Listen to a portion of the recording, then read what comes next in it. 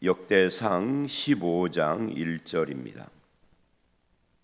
15장 1절부터 29절까지입니다. 이제 드디어 언약궤, 법궤를 운반하는 데 성공하는 그런 장면입니다. 13장에서 실패를 했고 14장에 다윗의 번성과 축복에 대한 이야기가 나오고 이제 15장에 법궤 운반을 성공을 하는데 13장의 실패의 이유가 무엇인가 하는 것을 다윗이 깨달았다 하는 것이 이 본문에 나오고 있죠. 이방인의 방법, 세상의 방법을 따라서 하다가 실패를 한 거예요. 하나님이 기뻐하지 않는다. 그래서 오늘 우리도 똑같아요. 우리도 어떤 것이 아주 선하고 옳아 보여도 그것이 하나님의 방법인가, 하나님의 뜻인가, 이거를 늘 생각을 해야 합니다. 그런데 이제 이 실패를 통해서 다윗이 하나님의 방법이 무엇인가 하는 것을 알게 된 거죠. 하나님의 방법은 다른 거 없어요. 성경에 나와 있는 것이죠. 어떤 것은 성경에 명시적으로 나와 있는 게 있고, 어떤 것은 이거는 이렇다라고 명시적으로 나와 있지 않아도 성경의 원리가 나와 있는 거죠.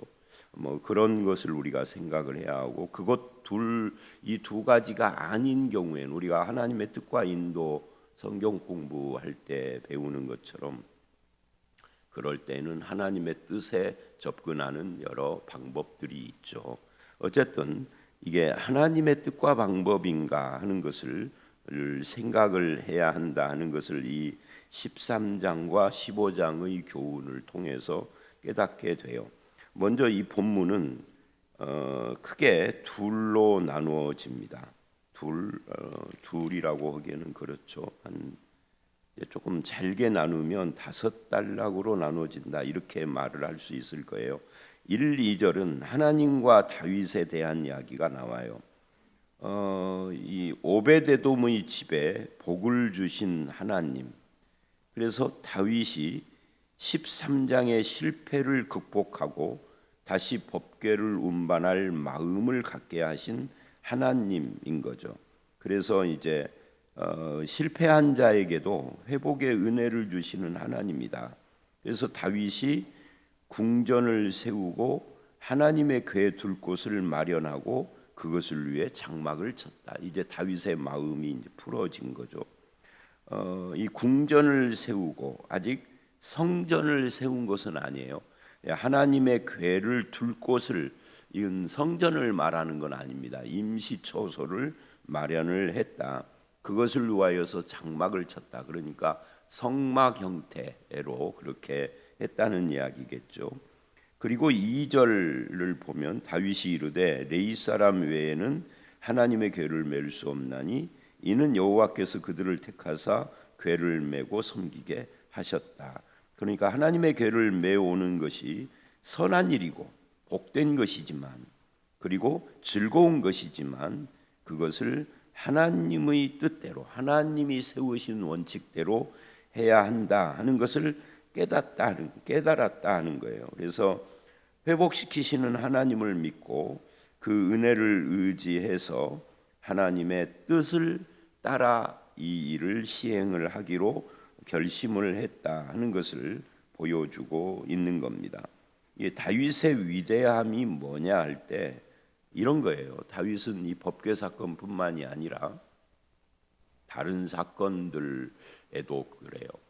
자기가 실수를, 여러분 다윗이 성군이라고 그러고 성경에서 굉장히 다윗을 많이 이야기를 하지만 완전한 사람은 아니에요.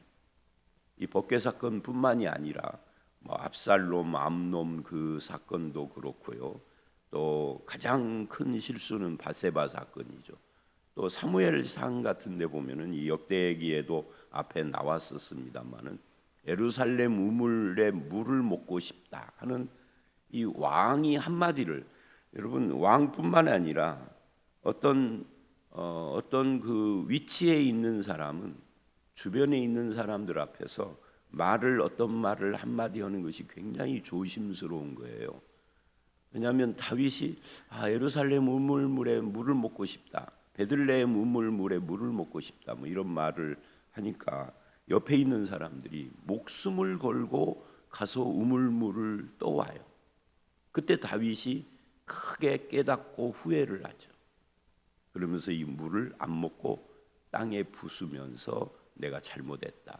그러니까 다윗의 일생을 보면은 몇 차례 다윗이 실수하는 장면들이 나오는데 그때마다 깨닫고 그 잘못을 인정하고 고쳐요.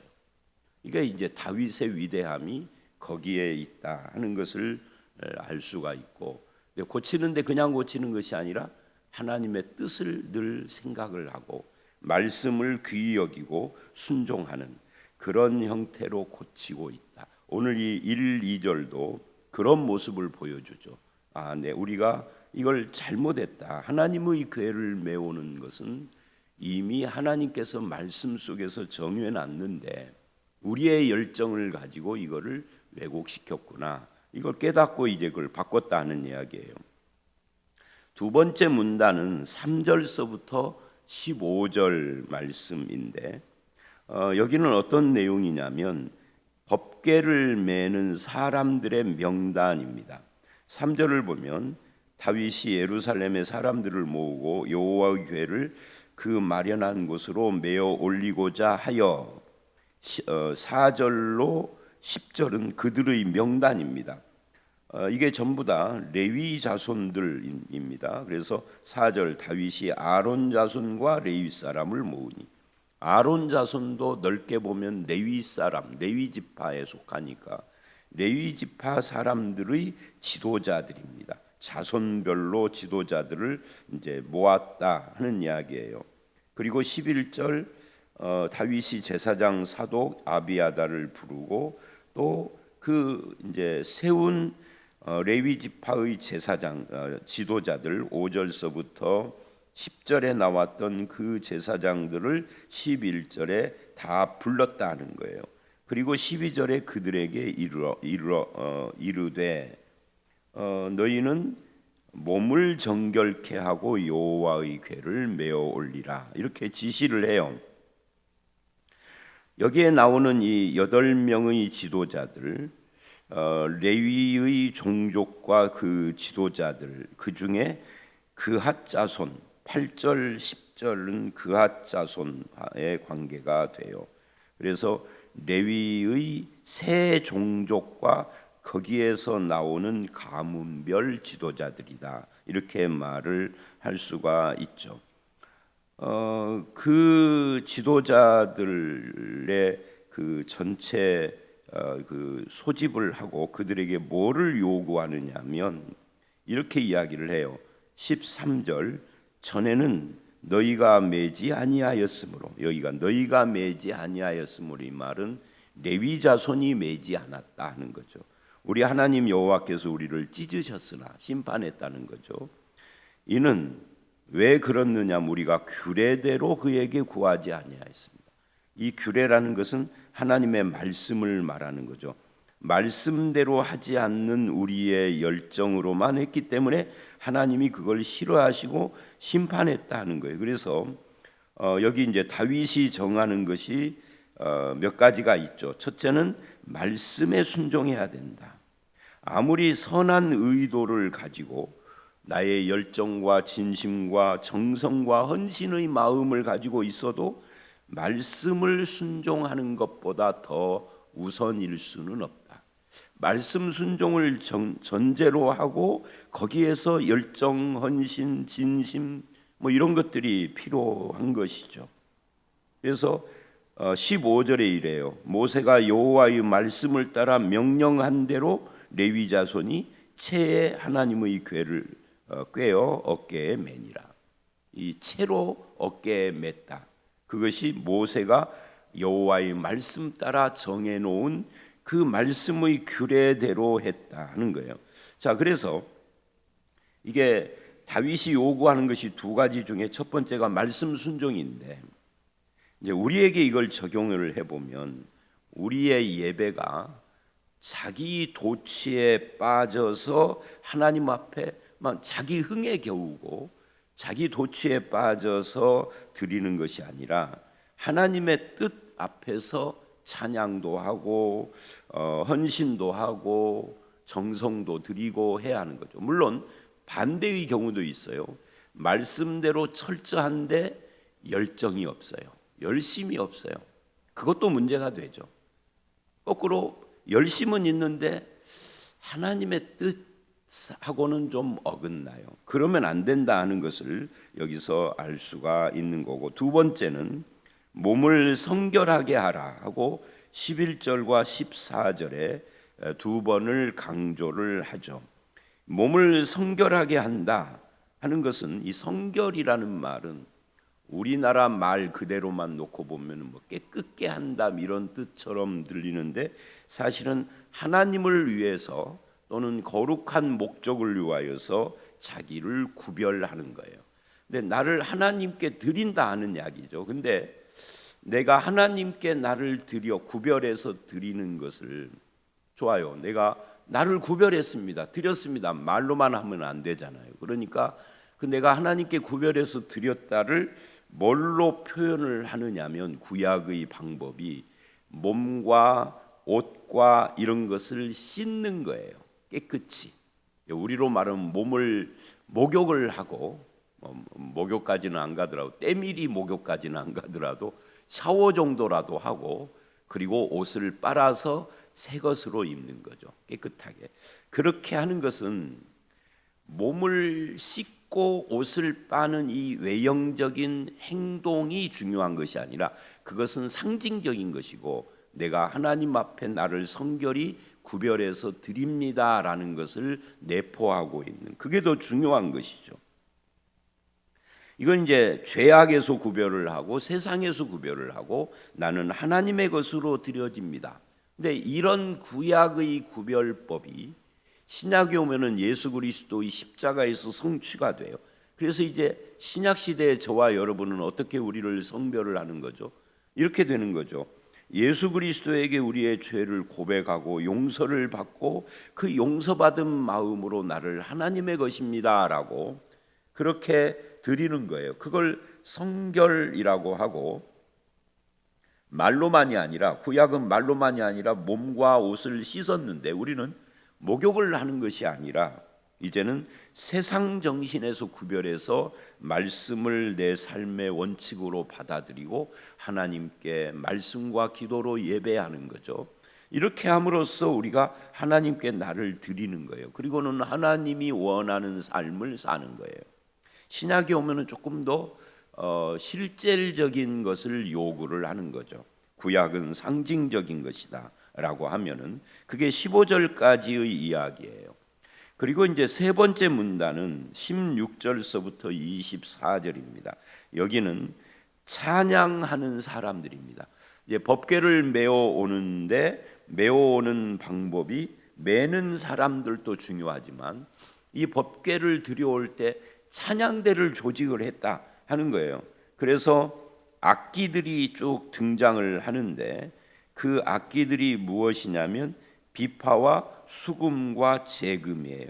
그래서 세 파트로 악기를 나누어서 요즘으로 말하면 오케스트라를 구성을 한 거예요. 16절에 다윗이 레위 사람의 어른들에게 명령하여 그의 형제들을 노래하는 자들로 세우고 비파, 수금, 재금 등의 악기를 울려서 즐거운 소리를 크게 내라 하매, 이게 세 파트의 오케스트라다 하는 이야기입니다. 비파는 현악기입니다. 그래서 20절을 보면 비파를 타서 알라못에 맞추는 자요.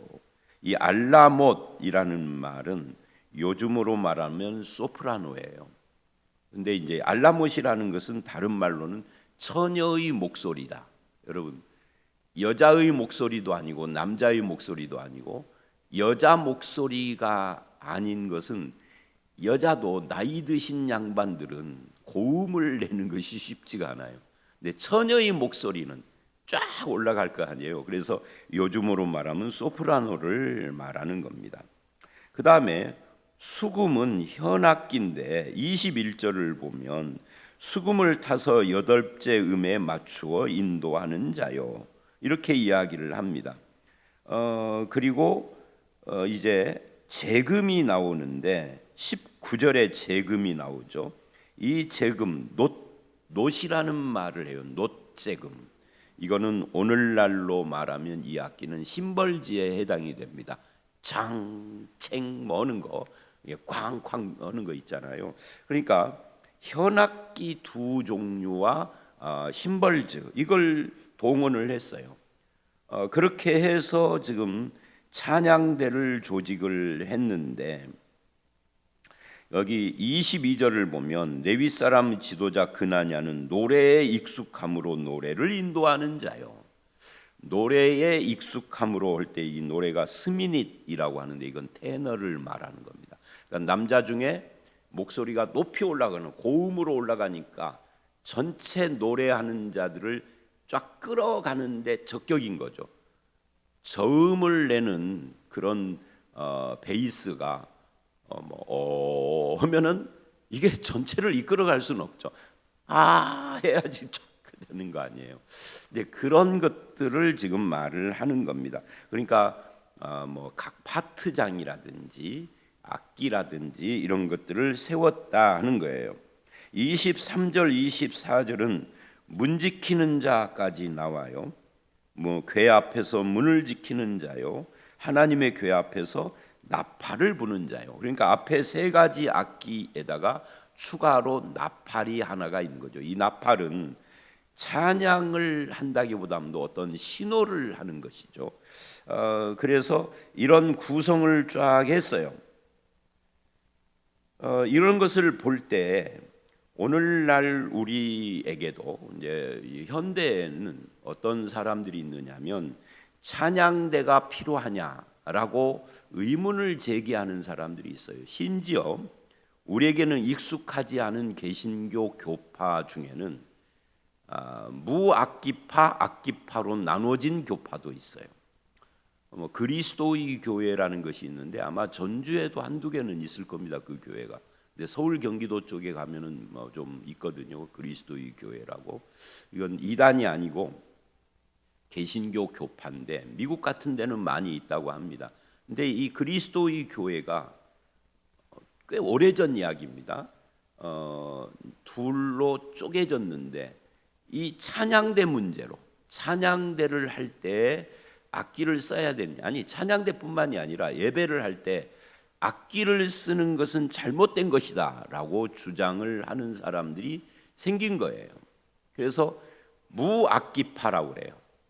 그게 무악기파 아니야, 성경을 보면 악기도 썼어. 여기 수금, 재금, 비파, 나팔 다 나오잖아 라고 주장을 하는 사람들이 싸우다가 갈라져서 교단이 둘로 쪼개졌습니다. 그런 역사가 있어요. 그런데 악기를 쓰느냐 마느냐 이건 중요한 건 아닙니다. 우리나라에 이제 요즘은 너나 할 것 없이 다 그렇게들 하는 추세인데 1980년대 중반 이후에 그 경배와 찬양이라는 것이 우리나라의 유행이 시작이 됐습니다. 원래는 그거 없었거든요. 그냥 회중들이 모여서 함께 찬송가 부르고 그랬지. 앞에 나와서 드럼 무슨 기타 이런 거 치면서 젊은 사람들 한 7, 8명 쫙 서서 노래를 이끌고 이런 것이 없었어요.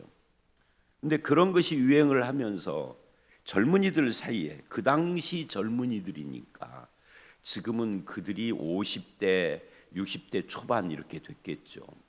이런 사람들이 경배와 찬양을 안 하는 교회는 나쁜 교회다라고 하는 인식이 제가 지방은 모르는데 서울 시내는 쫙 퍼졌어요. 그렇게 막 말을 하고 대학생들이나 이런 사람들이 그렇게 도전도 하고 막 그러더라고요. 근데 그들하고 토론을 하면서 제가 이런 말을 했어요. 생각을 해봐라. 시골에 가면은 노인들만 모이는 몇십 명 모이는 교회들도 굉장히 많은데 거기에 어떻게 경배와 찬양을 할 수가 있겠느냐.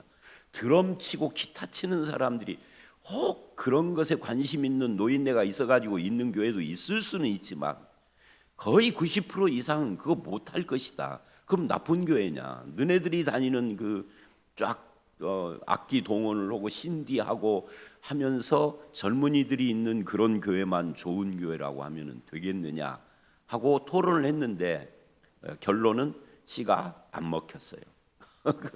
그런 것이 있었는데 이 악기파 무악기파 나눠진 것도 비슷한 것이죠. 예배에 이런 악기나 찬양대가 동원이 되는 것은 좋죠. 좋지만 그것이 필수냐 하면 필수는 아니에요. 그런 인원이 없으면 회중들끼리 함께 하나님을 찬양해도 되는 거예요. 찬양대가 없으면 예배가 아닌 것도 아니에요. 예배에서 가장 중요한 것은 뭐죠? 하나님이 거기에 임재하시는가?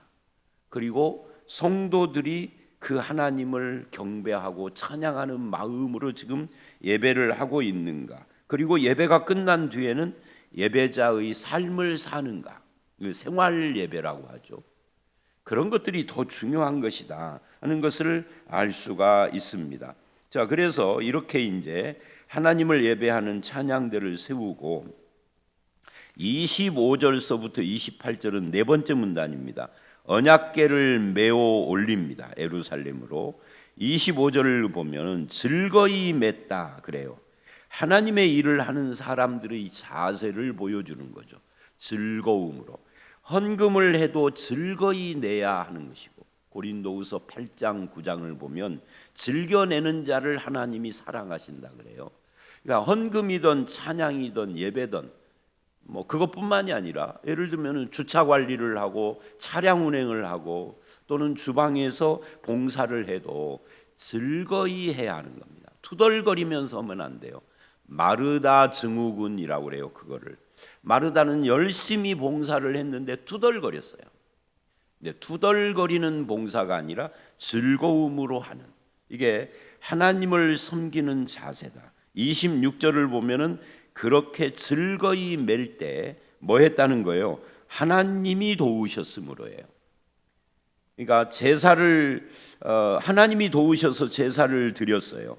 나의 의욕과 열심이 아니라 하나님의 도우심을 간구하는 것이 중요하다 하는 것을 다윗은 알고 있었죠. 그리고 27절을 보면 다윗도 너무 기뻐서 왕복을 벗고 에봇을 입었습니다. 이 에봇은 제사장의 옷이에요. 평상시 같으면 왕이 입으면 안 되는 거죠. 근데 너무 기쁜 거예요. 통치자로서 이 한 나라를 이끌어가는 리더로서가 아니라 하나님을 섬기는 자로서, 그러니까 나는 이 시간만큼은 왕이 아니야, 하나님을 예배하는 예배자야 라고 하는 그런 마음을 가졌다라는 것을 말을 하는 겁니다. 예배자로 섰다. 여러분, 오늘날도 하나님을 예배할 때 하나님을 예배하기가 가장 어려운 사람이 누굴까요? 이런 사람들이에요. 목사. 예배를 사회하는 목사는 자기가 예배한다라고 생각하기보다는 예배를 인도한다고 생각을 해요. 근데 사실은 그건 아니에요. 이 사회자도 예배자여야 해요. 안내하는 사람들은 예배하지 않고 안내하고 예배가 아니라 자기들끼리 잡담하고 놀 수도 있어요. 우리 교회가 그런다는 것이 아니고요. 그 음향실에 있는 사람들, 뭐 안을 들여다보진 않았지만 자칫 예배하는 것이 아니라 거기서 자기들끼리 대화할 수 있어요. 예배자가 아닌. 그죠? 그래서 이런 부분에 있어서 다윗은 우리에게 이 순간, 하나님을 예배하는 이 순간만큼은 왕복을 벗고 예배자가 됐다 하는 것을 보여주는 겁니다. 그러면 금방 제가 말한 이런 직분자들 이외에 여러분들은 예배할 때 예배자십니까? 아니면은 구경꾼입니까? 아니면은 오늘 목사 설교는 어떻게 하는가 하고 마음에 팔짱 끼고 평가하고 있습니까? 예배자여야 해요. 예배자가 아니면은 안 되는 거죠. 그래서 우리도 예배자의 자리에 있어야 한다. 하나님 나라는 하나님이 중심이고 예수 그리스도를 머리로 하고 우리 모두는 그의 몸일 뿐만 아니라 예배하는 자로서 참여를 해야 한다. 이 현대 한국 교회의 예배는 이런 위험도 있어요. 예배가 아니라 공연인. 물론 우리 교회라든지 또는 소규모 교회는 공연이 아니겠지만 교회가 대형화될수록 예배자들이 아니라 다 공연을 구경하는 사람처럼 앉아 있고 잘 짜여진 한 편의 공연을 해요. 도시의 대교회들일수록 더 그렇죠. 그래서 아까 찬양대, 악기파, 무악기파 찬양대 이야기를 했는데 찬양대도 그래서 우리 교회는 그거를 안 하려고 지금까지 제가 버텨왔는데 찬양대 파트별로 돈 주고 사와요. 그걸 페이라고 그러죠. 40만 원, 50만 원, 지휘자는 100만 원, 반주자들도 다 일정 금액을 주고 우리 교인이 아닌 거야. 우리 교인이라도 돈을 줘야 해. 돈을 안 주면 안 서. 그렇게 드리는 찬양과 예배가 하나님이 기뻐하실까요? 이미 80년대부터 서울 여의도 순복음교회는 찬양대원들을 전공자라는 미명으로 그렇게 데려왔기 때문에 찬양대 끝나고 목사 설교 올 때 몇 사람이 아니라 몇 놈이라고 그래야 되겠죠. 몇 놈은 찬양대 뒷문으로 밖에 나가서 담배 피고 들어온다잖아요. 알려진 사실이요. 그리고 그 교회 예배가 끝나면 그때는 자가용 시대가 아니니까 80년대 지금은 자가용으로 그러겠죠. 택시 타고 불이 나게 두 번째 교회로 와서 또 찬양대를 하고 이게 어떻게 하나님께 예배겠습니까? 공연이지 공연. 공연과 예배는 다르다. 예배를 구경하는 자가 돼도 안 되고 예배의 감독관이 돼서도 안 되고 그냥 나는 순수하게 예배하면 이 예배 감독관으로 앉아 있을 수 있는 사람들이 누구냐면 담임 목사, 장로들이에요. 예배 감독관이 되면 안 돼요. 맨 누가 앞에 앉으라고 누가 요구도 안 했는데 맨 앞에 앉아가지고 예배 시간에 뒤를 쳐다봐. 계속 누가 늦게 오는가 하고 목사 설교가 길어지면 자기 손목에 시계가 있음에도 뒤에 있는 시계를 쳐다봐. 빨리 끝내라는 거죠. 그건 예배자가 아닙니다. 여러분은 어떠십니까? 예배자이십니까? 예배자여야 해요. 결론이 29절입니다. 다섯 번째이죠. 다윗과 달리 미갈이라고 하는 다윗의 부인, 이 사울의 딸이죠. 다윗의 그런 모습이 마음에 들지 않았어요. 다윗 왕이 춤추며 뛰노는 것을 보고 마음에 업신여겼더라 그래요. 미갈은 예배자의 기쁨을 모르는 여자였던 거죠. 자, 그래서 오늘 말씀은 결국 이런 이야기입니다. 하나님의 뜻에 합당하게 우리가 무엇을 하더라도 열정보다 하나님의 뜻, 말씀에 순종해야 된다.